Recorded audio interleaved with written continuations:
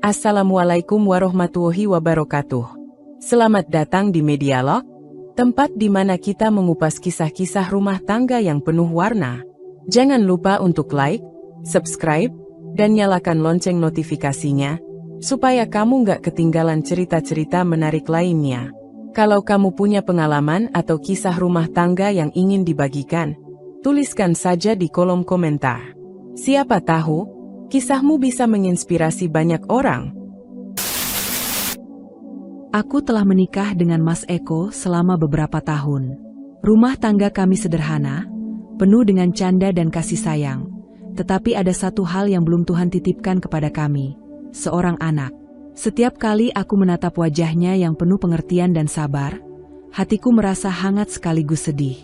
Mas Eko selalu meyakinkanku bahwa waktu Tuhan adalah yang terbaik. Kita jalani saja semuanya dengan sabar, Dek, katanya dengan senyum menenangkan yang selalu menjadi pelipur laraku. Namun, sebagai seorang istri, kadang aku tak bisa menyembunyikan kekhawatiranku. Setiap pertanyaan dari keluarga besar atau teman-teman mengenai anak, seperti jarum kecil yang terus-menerus menusuk hatiku. Kapan kalian punya momongan? Atau, sudah coba konsultasi ke dokter? Seolah-olah kami tidak pernah berusaha. Mas Eko selalu menjawab dengan tenang, sementara aku hanya tersenyum, meskipun di dalam hati rasanya ingin menangis. Di tengah semua itu, aku memilih untuk tegar. Aku yakin ini bukan akhir cerita kami. Setiap pagi, aku berusaha memulai hariku dengan doa dan syukur. Aku percaya, Tuhan melihat setiap tetes air mata yang kusembunyikan dan mendengar setiap bisikan harapan yang kupanjatkan. Rumah yang selama ini menjadi tempatku berlindung perlahan terasa seperti sangkar yang sempit dan mencekik. Mertuaku, yang dulu hanya melontarkan sindiran-sindiran halus, kini mulai menunjukkan ketidaksukaannya secara terang-terangan. Aku sudah bilang dari awal, perempuan ini tidak bisa memberimu keturunan. Suaranya menggema di ruang makan, menusuk tajam ke dalam dadaku. Aku menunduk, berusaha menahan air mata yang menggenang di pelupuk mata. Sementara itu, Mas Eko, suamiku, yang biasanya akan segera membelaku, kini hanya diam. "Bu, jangan seperti itu," katanya, tapi suaranya tak sekuat biasanya. Ada keraguan di sana. Hatiku mencelos. Aku menoleh padanya, mencari kepastian dalam tatapan matanya. Namun yang kutemukan hanya kelelahan, kebingungan, dan yang lebih menakutkan, ketidakpastian. "Mas, aku bukan tidak mau punya anak." Suaraku bergetar. "Aku juga ingin, lebih dari siapapun." Mertuaku mendengus sinis. "Mau saja tidak cukup. Kau pikir anak itu jatuh dari langit begitu saja? Sudah bertahun-tahun, dan kau masih membuat anakku menunggu. Sampai kapan?" "Hah?" Aku menggigit bibir, menahan gejolak di dalam dadaku. Aku ingin membela diri, ingin menjelaskan bahwa aku sudah berusaha, sudah berkali-kali pergi ke dokter, sudah mencoba berbagai cara. Tapi baginya, semua itu hanya alasan. Semakin hari, tekanan itu semakin menjadi. Mas Eko, yang dulu selalu ada di sisiku, mulai berubah. Ia menjadi lebih sering diam setiap kali ibunya mengungkit soal keturunan. Ia mulai terlihat lelah, seakan beban yang ia pikul semakin berat. Hingga suatu malam, saat kami sedang berdua di kamar, aku memberanikan diri bertanya, "Mas, kau masih percaya padaku, kan?" Mas Eko terdiam cukup lama sebelum akhirnya menjawab, "Aku tidak tahu lagi, Dek." Jawaban itu lebih menyakitkan daripada 1000 hinaan yang keluar dari mulut mertuaku. Aku merasa seolah-olah seluruh dunia runtuh di sekelilingku. Di dalam keheningan malam yang mencekam, aku sadar satu hal. Aku sedang kehilangan seseorang yang paling aku percaya, perlahan-lahan, sedikit demi sedikit. Aku tidak pernah membayangkan bahwa hari ini akan datang. Di depan suamiku, di hadapanku, mertuaku berkata dengan suara yang dingin dan tegas, "Eko, sudah cukup. Sudah bertahun-tahun kamu menunggu. Tidak ada gunanya bertahan dengan perempuan yang tidak bisa memberimu anak." Dunia seakan berhenti berputar. Nafasku tercekat. "Bu." Suaraku bergetar, tidak percaya dengan apa yang baru saja kudengar. Mertuaku tidak peduli. Dengan wajah tanpa belas kasihan, ia melanjutkan, "Ibu sudah punya calon yang cocok untukmu. Seorang gadis dari keluarga baik-baik, sehat, subur, dan bisa memberikanmu keturunan." Jantungku berdetak kencang. Aku menoleh ke arah Mas Eko, berharap ia akan marah, akan membela, akan mengatakan sesuatu, apapun. Tapi yang kudapatkan hanyalah tatapan kosong. Ia tidak berkata apa-apa. Tidak menyangkal, tidak membelaku. Aku merasa seperti disambar petir di siang bolong. Darahku berdesir, telingaku berdengung, dan rasanya kakiku tidak bisa menopang tubuhku lagi. Air mata yang selama ini kutahan kini menggenang, membasahi pipiku tanpa bisa kuhentikan. "Mas." Bisikku nyaris tak terdengar. Mas Eko menunduk, menghindari tatapanku. Tidak ada kemarahan dalam dirinya, tidak ada pembelaan, hanya kelelahan dan kebisuan yang mematikan. Seakan aku bukan lagi istrinya. Seakan aku hanyalah beban yang bisa ia singkirkan kapan saja. Mertuaku menatapku dengan tatapan puas, seolah-olah aku hanyalah batu sandungan yang akhirnya bisa ia singkirkan dari hidup anaknya. Aku ingin berteriak, ingin marah, ingin menuntut keadilan. Tapi tubuhku terasa begitu lemas. Seakan seluruh semangat hidupku telah dirampas dalam 1 detik. Aku hanya bisa berdiri di sana, merasakan hatiku hancur berkeping-keping. Sejak hari itu, aku tahu, aku tidak lagi punya tempat di rumah ini. Keberadaanku terasa semakin asing, seperti sebuah bayangan yang terus mengganggu, namun tak pernah benar-benar diterima. Mertuaku terus menyindir, terus menekan, seolah aku ini bukan manusia, hanya benda yang tidak berguna. Setiap kalimat yang keluar dari mulutnya, seperti pisau tajam yang menghujam dadaku tanpa belas kasihan. Dia tidak pernah berhenti mengingatkanku betapa rendahnya aku di matanya, betapa tak layaknya aku menjadi bagian dari keluarga ini. "Apa kau tidak tahu malu? Perempuan lain di luar sana berlomba-lomba memberikan anak untuk suaminya, sementara kau hanya duduk di sini, menunggu belas kasihan?" Suaranya yang sinis itu menghantam telingaku, menusuk hingga ke relung hati yang paling dalam. Aku menggigit bibirku, mencoba menahan amarah dan sakit hati yang membuncah. Aku menoleh ke arah Mas Eko, berharap setidaknya ia akan mengatakan sesuatu, memberikan sedikit pembelaan, atau apapun yang bisa membuat aku merasa sedikit lebih dihargai. Tapi tidak. Ia hanya diam, duduk di sofa dengan wajah tertunduk, seolah semua ini bukan urusannya. Seolah penderitaanku hanya sekadar angin lewat yang tidak perlu dihiraukan. Aku tersenyum getir. Jadi begini akhirnya? Setelah semua yang kami lewati bersama, setelah segala kesabaran dan harapan yang kupertahankan, dia memilih untuk diam? Tak ada kata-kata yang keluar dari mulutnya, hanya kehampaan yang semakin memperburuk luka di hatiku. "Mas." Suaraku serak, hampir tak terdengar. "Aku ini istrimu." Aku ingin ada reaksi, sebuah pengakuan, setidaknya sebuah respons yang menunjukkan bahwa aku berarti lebih dari sekadar bayangannya yang terpinggirkan. Tetapi Mas Eko mengangkat wajahnya hanya untuk menunjukkan bahwa ia tidak tahu harus berkata apa. "Dek, aku juga tidak tahu harus bagaimana," jawabnya, nada suaranya penuh dengan kebingungan dan kelelahan. Seolah seluruh dunia ini terlalu berat untuk dihadapi, dan aku, sebagai istrinya, hanya bagian kecil dari masalah besar yang tak pernah dia pahami. Aku tertawa kecil, namun itu bukan tawa bahagia. Itu tawa putus asa, tawa dari seseorang yang baru saja dikhianati oleh orang yang paling ia percayai, yang ia harapkan akan selalu ada di sisinya. Tawa yang tercipta dari kesadaran pahit bahwa cinta itu sepertinya sudah lama hilang. "Jadi kau tidak akan melakukan apapun?" Aku menatapnya, menunggu. Setiap detik yang berlalu semakin memperburuk perasaan hampa dalam dadaku, perasaan terbuang yang tak bisa lagi aku tangani.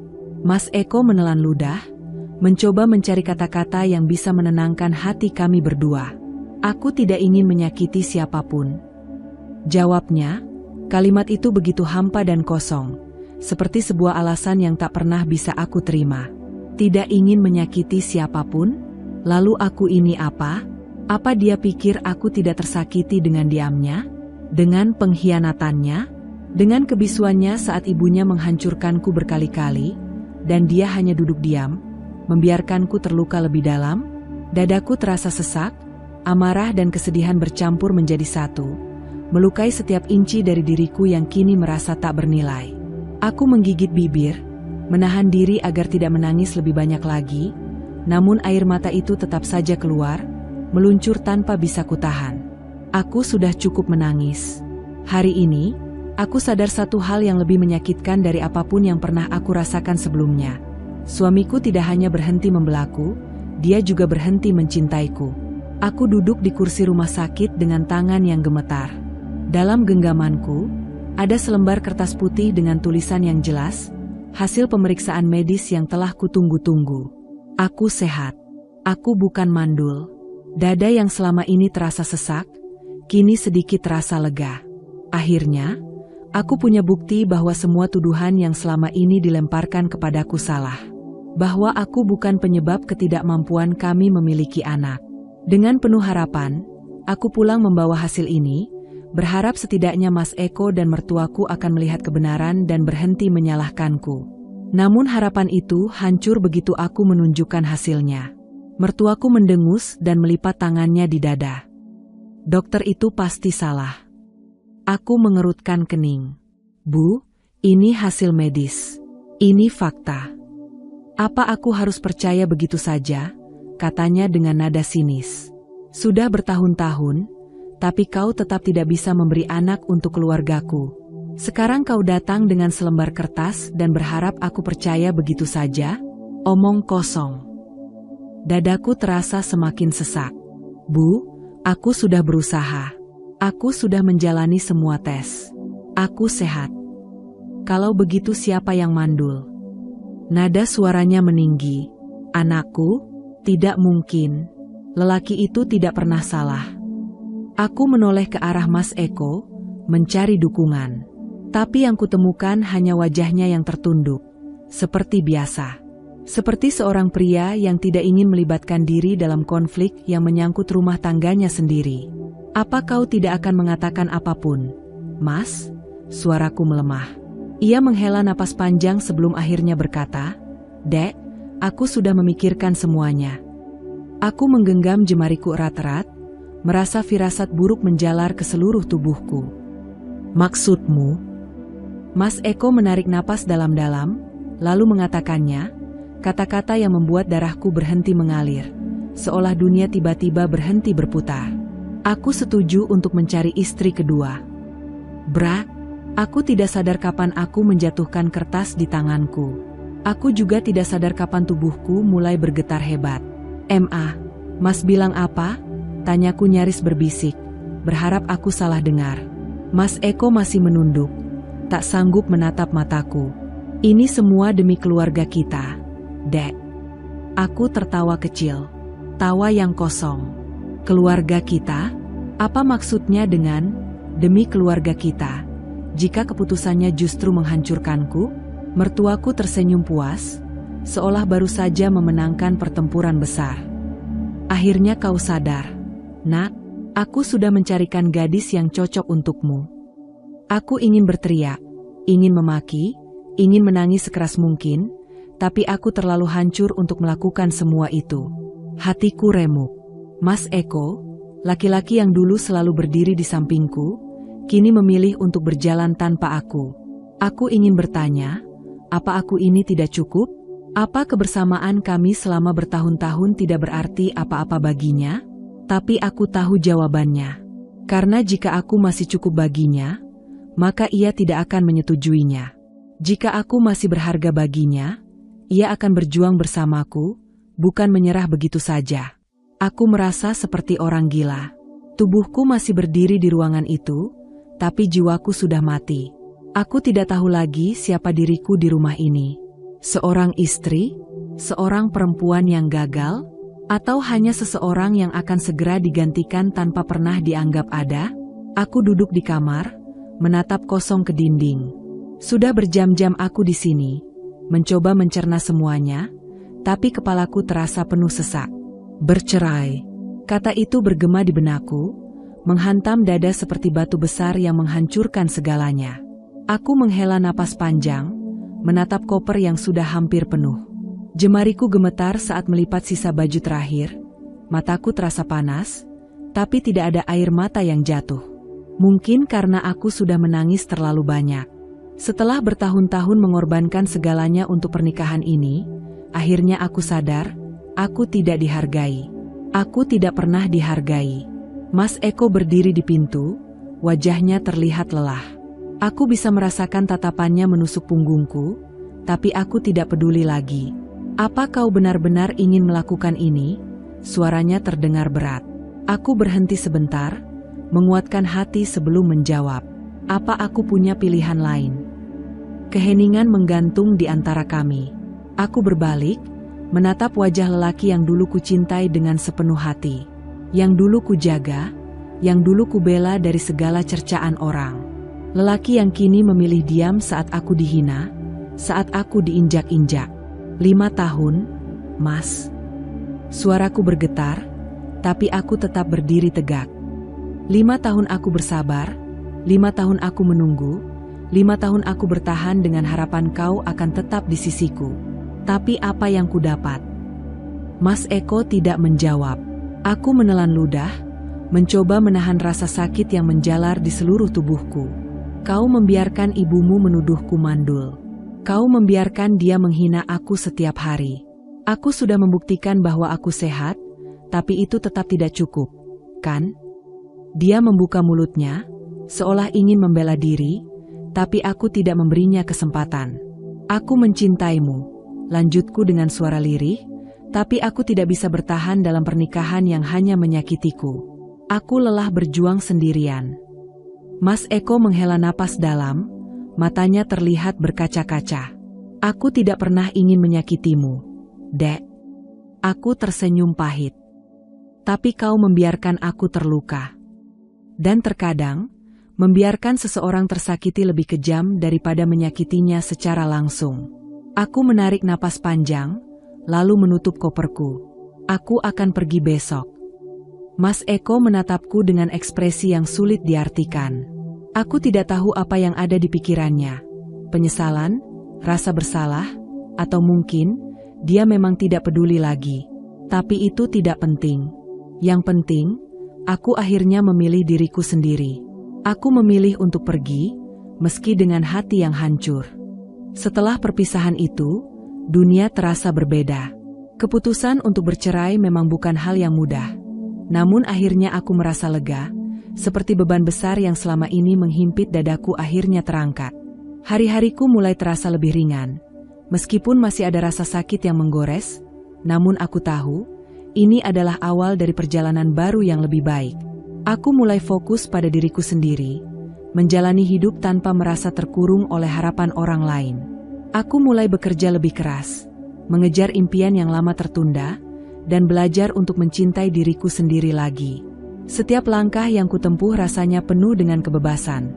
Meskipun terkadang kesepian masih datang menyapa, tetapi aku tahu aku sudah cukup kuat untuk menghadapinya. Suatu hari, dalam sebuah acara medis di rumah sakit tempat aku bekerja, aku bertemu dengannya. Seorang dokter muda dengan senyuman yang tulus dan mata yang penuh perhatian.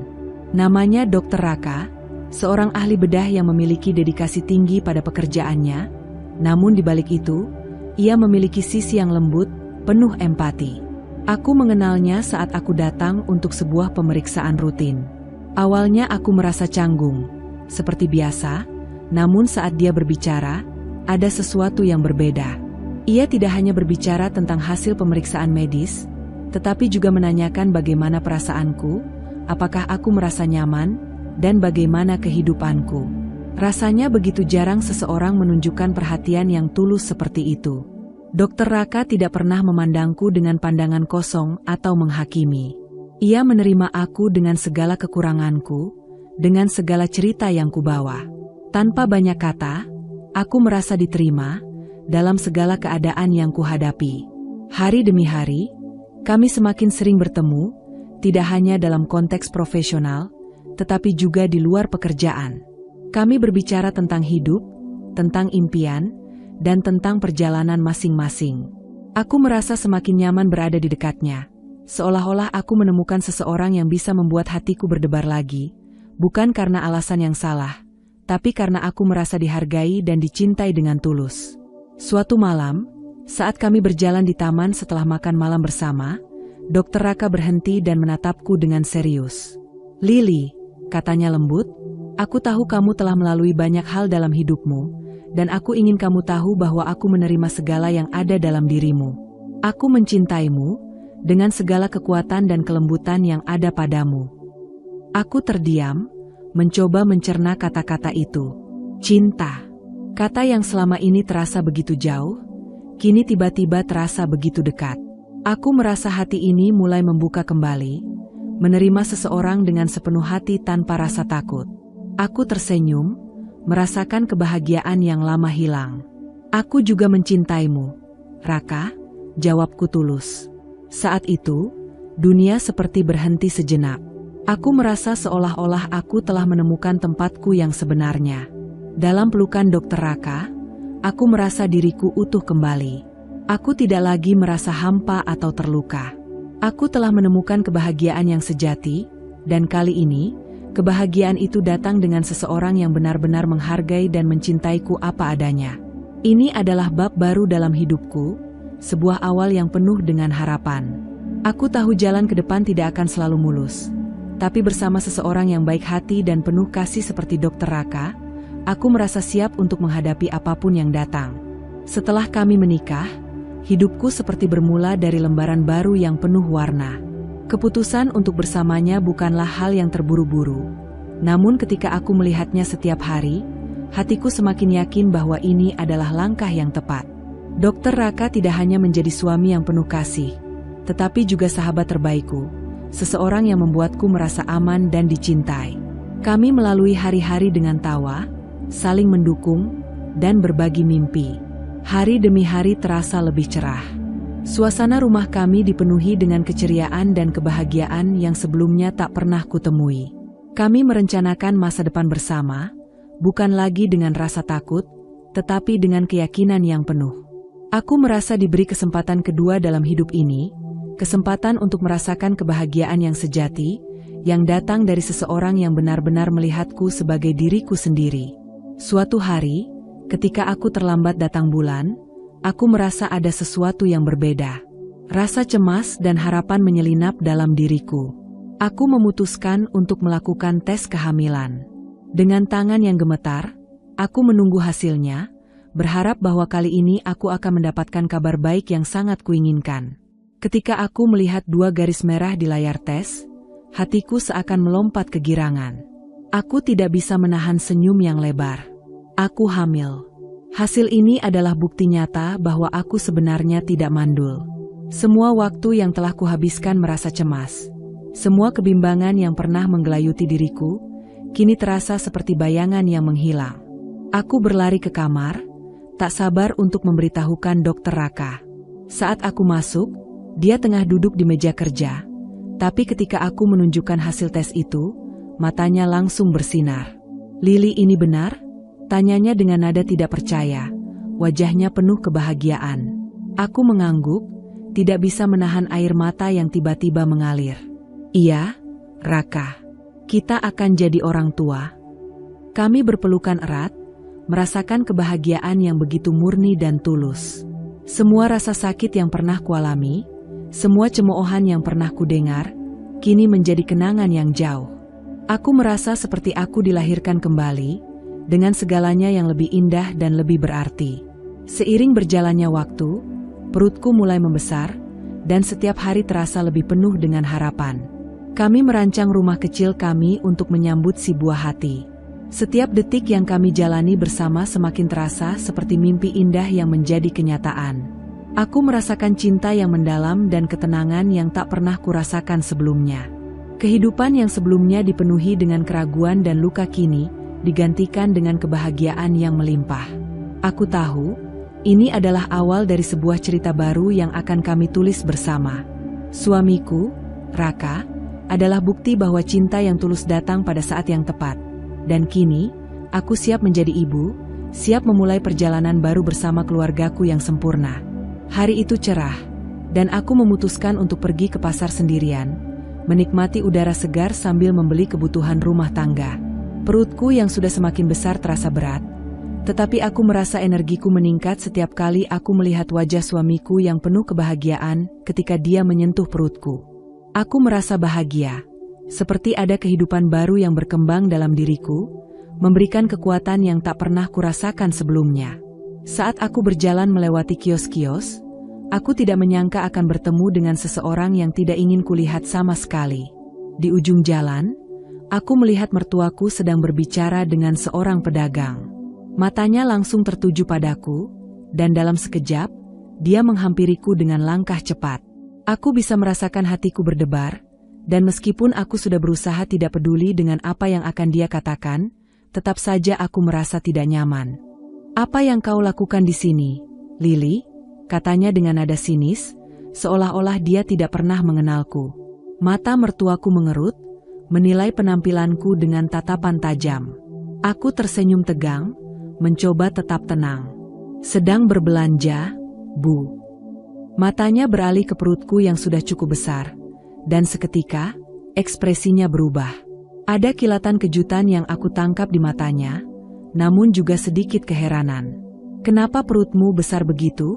tanyanya, masih dengan nada mencurigakan, seperti aku melakukan sesuatu yang salah. Aku mengangguk, merasakan sedikit kepahitan di lidahku. "Aku hamil, Bu." Sejenak dia terdiam, seolah kata-kata itu baru saja menampar wajahnya. Aku tahu, dia masih belum sepenuhnya menerima kenyataan ini. Tapi aku tidak ingin merasa terintimidasi lagi. Kami sudah memutuskan untuk menyambut bayi ini, dan aku bahagia, Bu. Sangat bahagia. Mertuaku hanya terdiam, pandangannya jatuh ke tanah, seolah berusaha menahan emosi yang tak bisa disembunyikan. Aku tahu, dalam hatinya, dia masih tidak bisa menerima aku. Aku melanjutkan langkahku, tidak peduli dengan perasaannya lagi. Kali ini, aku berjalan dengan kepala tegak, aku akan terus maju, tidak peduli siapa yang mencoba menghalangi jalanku. Beberapa hari setelah pertemuan itu, aku tidak mengira bahwa peristiwa yang lebih mengejutkan akan terjadi. Saat aku dan Raka sedang berjalan di pusat perbelanjaan, kami bertemu lagi dengan mertuaku. Dia mendekati kami dengan langkah cepat, matanya seakan terbakar dengan amarah yang tertahan. Aku merasakan ketegangan yang menyelimuti udara. Dokter Raka, yang sedang menggenggam tanganku, menatapku dengan cemas, seolah merasa ada sesuatu yang tidak beres. "Mertuaku," bisikku, namun dia sudah menghampiri kami. "Jadi ini yang kau banggakan, Eko?" Suaranya terangkat tinggi, menembus kebisingan sekitar. "Kau benar-benar memilih untuk melahirkan cucu yang tidak sah, yang bukan darah daging keluarga ini." Aku terdiam sejenak, mencoba memproses apa yang baru saja dikatakan. Mertuaku tidak pernah seberani ini sebelumnya, dan kali ini kata-katanya semakin tajam dan mematikan. "Apa maksud ibu?" Raka akhirnya bertanya, suara tenang namun ada ketegasan yang tidak bisa disembunyikan. Mertuaku berbalik ke arah kami berdua, dan tiba-tiba dia berbicara dengan penuh keyakinan. "Anak itu adalah cucu saya, bukan milikmu, Lily," katanya dengan percaya diri. "Kau mungkin mengira kau bisa menyembunyikan kenyataan ini, tapi aku tahu apa yang terjadi. Tidak mungkin anak ini milikmu dan Eko. Kami sudah tahu bahwa kamu tidak bisa memberikan keturunan untuknya." Aku merasakan tubuhku bergetar, dan air mata mulai menggenang di mataku, bukan karena kesedihan, tapi karena rasa sakit yang sangat dalam. Mertuaku yang seharusnya bisa bersikap bijak dan menerima kenyataan malah mengklaim anak dalam kandunganku sebagai miliknya, seolah-olah aku dan anak ini tidak memiliki tempat dalam hidupnya. Raka memegang tanganku lebih erat, mencoba menenangkan aku, namun aku bisa melihat amarah yang terpancar di matanya. "Cukup, Bu," katanya dengan tegas, suaranya lebih keras dari sebelumnya. "Anak ini adalah anak kami, bukan milik siapapun kecuali kami. Lily adalah istriku, dan ini adalah keluargaku. Jangan pernah berbicara tentang anak kami seperti itu lagi." Mertuaku terkejut, seolah baru saja menerima tamparan keras. Wajahnya memerah, dan untuk pertama kalinya, Dia tampak tak bisa berkata apa-apa. Aku menatapnya dengan pandangan yang tidak bisa lagi dibendung. Saya akan melahirkan anak ini dan memberinya kasih sayang. Apapun yang terjadi, tidak ada yang bisa mengubah itu, Bu. Mertuaku hanya terdiam. Wajahnya penuh dengan rasa marah yang terpendam, tapi kali ini aku merasa lebih kuat. Aku tidak lagi merasa takut atau terintimidasi oleh kata-katanya. Aku akan terus maju bersama suamiku dan anak kami. Hari itu, suasana terasa sangat berbeda. Setelah sekian lama aku menjalani hidup dengan kebahagiaan yang baru bersama Raka, tiba-tiba, sebuah kejadian yang tak pernah kuinginkan datang mengetuk pintu. Aku sedang duduk di ruang tamu, menikmati secangkir teh hangat, ketika pintu rumah kami diketuk dengan keras. Saat aku membuka pintu, aku terkejut melihat sosok yang sudah lama tidak kulihat. Eko, mantan suamiku. Wajahnya tampak letih dan penuh penyesalan. Di matanya, aku bisa melihat kebingungan dan kesedihan yang mendalam. Tanpa banyak bicara, ia langsung masuk ke dalam rumah kami, seolah sudah mengenal tempat ini dengan sangat baik. Aku berdiri terdiam, bingung, dan tidak tahu apa yang harus kulakukan. Sudah lama sekali aku tidak mendengarnya, apalagi melihatnya. Raka, yang berada di sampingku, juga tampak terkejut. Tetapi dia tidak mengucapkan sepatah kata pun. Hanya menatapku, memberi ruang bagiku untuk menghadapi situasi ini. Eko duduk di sofa, kepalanya tertunduk, dan setelah beberapa detik, ia mulai berbicara dengan suara yang pecah. Lili, aku tahu aku sudah banyak menyakiti hatimu. Aku tahu aku tidak pantas ada di sini, setelah apa yang telah kulakukan padamu. Tapi aku harus mengatakannya. Aku menyesal. Aku terdiam, mencoba mencerna kata-kata yang keluar dari mulutnya. Dulu, dia adalah suamiku yang tak pernah menunjukkan penyesalan, yang hanya mendengarkan omongan ibunya dan memilih meninggalkanku begitu saja. Mengapa sekarang dia datang dengan penuh penyesalan? Eko melanjutkan. Suaranya mulai bergetar. Istri baruku, dia tidak bisa memiliki anak. Semua harapan yang kutunggu-tunggu, bahwa aku bisa punya keturunan, ternyata tidak bisa terjadi. Dan yang lebih parah lagi, aku merasa dikhianati, karena aku tahu dia tidak pernah mencintaiku dengan tulus. Aku merasa terjebak. Lili, air mata mulai mengalir di wajahnya, dan aku tidak tahu apa yang harus kutanggapi. Aku tidak bisa membenci dia lagi, tapi juga tidak bisa melupakan semua luka yang dia timbulkan. Eko menunduk, menutupi wajahnya dengan kedua tangannya, seolah ingin menghapus semua rasa bersalah yang menyelimutinya. Aku sadar, Lili, aku sudah salah. Aku meninggalkanmu begitu saja, padahal kau adalah satu-satunya yang selalu ada untukku. Kau adalah orang yang selalu mendukungku, yang selalu memberikan kasih sayang tanpa pamrih. Tapi aku tidak pernah melihat itu. Aku hanya mendengarkan ibuku, yang selalu menganggapmu tidak cukup untukku. Sekarang aku menyesal, sangat menyesal. Aku merasakan tubuhku mulai gemetar. Tidak ada kata-kata yang bisa menjelaskan perasaan yang aku rasakan. Ada sakit yang mendalam, namun juga rasa kasihan yang timbul dari dalam hatiku. Dia terluka, aku tahu itu. Tapi apakah itu cukup untuk menghapus semua yang telah terjadi? Eko menatapku dengan mata yang penuh penyesalan. Lili, aku tahu aku tidak layak untuk meminta maaf, dan aku tidak bisa memperbaiki apa yang telah kubuat. Tapi aku ingin meminta satu hal darimu. Aku ingin kau kembali. Aku ingin kita mencoba lagi. Aku ingin kita memulai semuanya dari awal. Aku tahu itu tidak mudah. Tapi aku bersedia melakukan apa saja untuk membuktikan bahwa aku benar-benar mencintaimu. Aku terdiam, hati ini seakan terombang-ambing antara kebencian dan kasih sayang yang lama terkubur. Rasa sakit yang dulu dia timbulkan masih terasa, namun aku tahu bahwa aku sudah jauh berbeda sekarang. Aku sudah memiliki kehidupan baru yang penuh dengan kebahagiaan, dengan seseorang yang mencintaiku apa adanya. Aku menatapnya dengan serius, mencoba mencari kata-kata yang tepat. Eko, kataku pelan, aku tidak bisa kembali ke masa lalu. Aku sudah meninggalkan itu semua. Aku sudah menemukan kebahagiaan baru. Raka adalah orang yang selalu ada untukku. Dia adalah suamiku yang kini mendampingiku. Aku tidak bisa berpaling lagi. Air mata Eko semakin deras. Aku tahu aku tidak berhak meminta ini, Lily. Tapi jika kau masih bisa memberiku kesempatan, aku akan membuktikan bahwa aku bisa menjadi suami yang lebih baik. Aku akan menebus semua kesalahanku. Aku menatapnya lama, melihat bagaimana dia benar-benar hancur dengan kenyataan ini. Tapi aku tahu, ini bukan lagi tentang dia. Ini tentang diriku dan kebahagiaanku yang sudah kutemukan. Aku tidak bisa kembali, Eko, kataku dengan suara yang tegas. Aku sudah memilih jalan hidupku, dan itu termasuk tidak ada ruang lagi untukmu. Aku berharap kamu bisa menemukan kebahagiaan, tapi itu bukan lagi bersamaku. Dia terdiam, air mata yang mengalir di wajahnya menunjukkan betapa dalam penyesalannya. Namun aku tahu, ini adalah keputusan yang benar. Tidak ada yang bisa mengubah masa lalu, dan aku tidak bisa kembali ke tempat yang penuh dengan rasa sakit itu. Eko terdiam, matanya yang penuh penyesalan mulai terlihat kosong, seolah kata-kataku menyakitinya lebih dari apapun.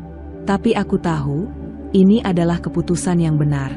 Meskipun aku merasa sedikit iba dengan apa yang dia alami, namun itu tidak cukup untuk membuatku merubah keputusan. Aku berdiri, menghadapinya dengan tegas. Aku bahagia dengan hidupku sekarang, Eko. Aku punya suami yang benar-benar mencintaiku, dan aku punya keluarga yang mendukungku.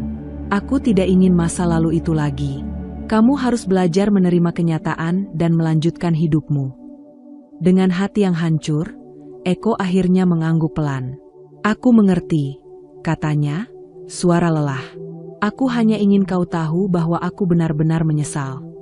Tanpa berkata lebih lanjut, Eko berjalan keluar dari rumah kami. Aku menatap pintu yang tertutup, merasa lega, meskipun ada sedikit perasaan tak terduga yang muncul dalam diriku. Tapi aku tahu, hidupku sudah jauh lebih baik sekarang.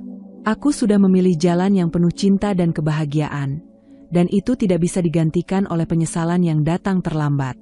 Ketika Raka kembali ke ruangan, aku tersenyum padanya, dan dia hanya memelukku erat tanpa berkata apa-apa. Kami tahu, kami sudah membuat keputusan yang tepat. Pagi itu terasa begitu cerah.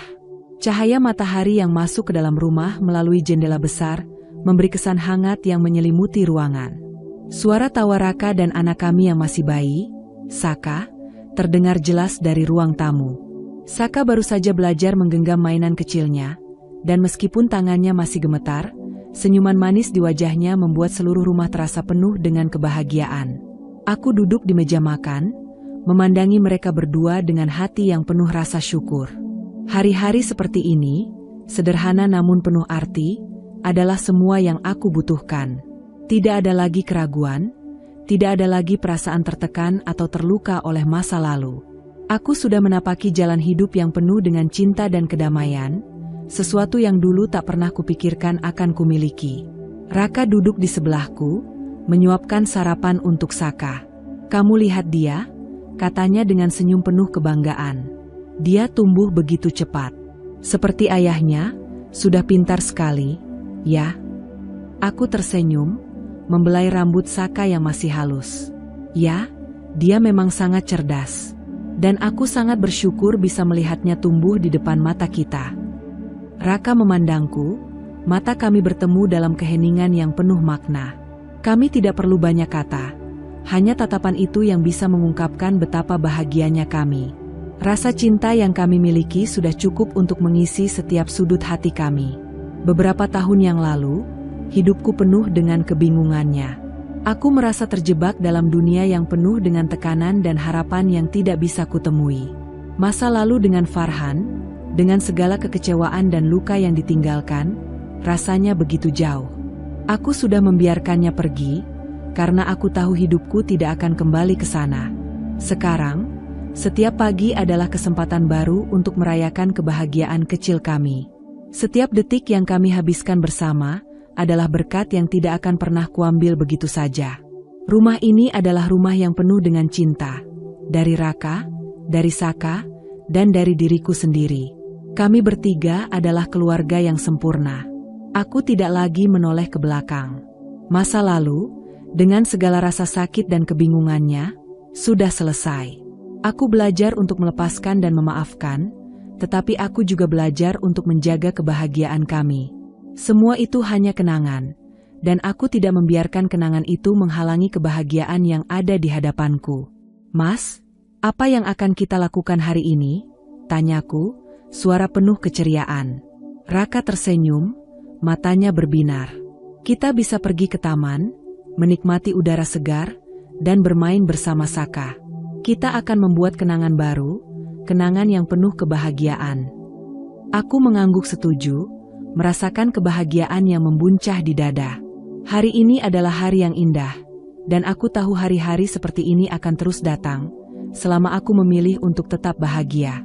Dengan langkah ringan, kami bersiap untuk meninggalkan rumah, siap untuk menciptakan lebih banyak kenangan indah sebagai keluarga kecil kami.